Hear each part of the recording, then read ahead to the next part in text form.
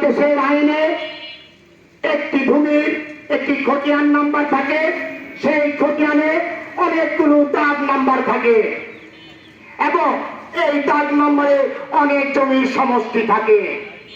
ধরে নিন 302 নম্বর দাগে 82 নম্বর খতিয়ানে আমার 5 কাঠা সম্পত্তি আছে।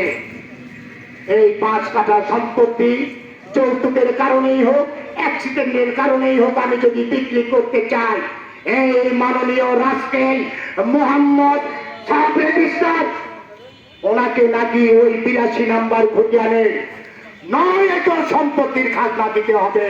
একটি নিয়মতান্ত্রিক অন্যায় কালাকানুনের বিরুদ্ধে আমি যখন জনগণকে অবহিত করে একটা স্মারকলিপি টিএনও বরাবর নিয়ে এসেছিলাম, যে স্মারকলিপির বিষয়বস্তু একটা খতিয়ানে 8-10টা দাগ নাম্বার থাকে। এই 8-10টা দাগের সমষ্টি জমি 25 একরও হতে পারে। এখন কেউ যদি ওই খতিয়ানের 302 নম্বর দাগে 10 কাঠা জমির মালিক হয় এবং তার প্রয়োজনে যদি সে 5 কাঠা 10 কাঠা বিক্রি করতে চায়, তাহলে নাকি 82 নম্বর খতিয়ানে সমুদয় সম্পত্তির খাজনা দিতে হবে। এবং ভুক্তভোগীরা এটা নিয়ে মানে তাদের মর্মবেদনার শেষ নাই।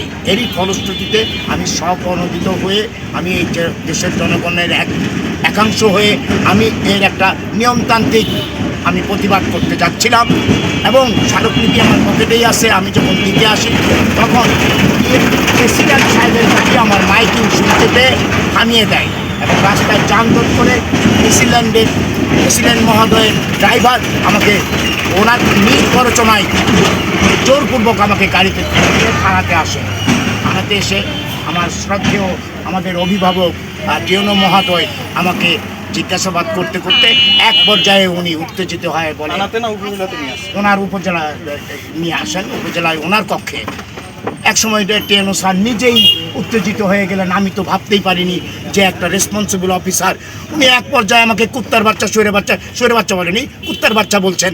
কুত্তার বাচ্চা বলছে বলে চাই দালাল বলে ওনার ওয়েট পেপার আমাকে এমন জোরে আঘাত করছে না, এই সাংবাদিক সাহেব দেখেন এখানে।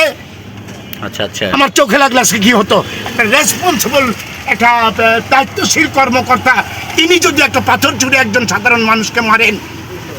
আই অ্যাম আন্ডান, আমি হতভাগা যে এই রকম রেসপন্সিবল ম্যান আমাদের অভিভাবক।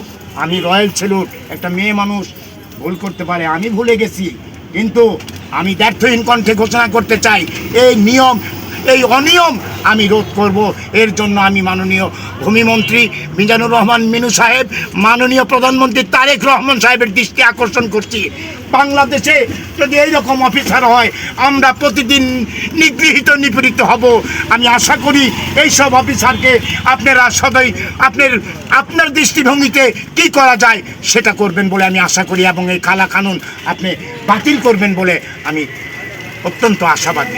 খবরের কাগজ, নিখাদ, নির্ভীক, নিরপেক্ষ।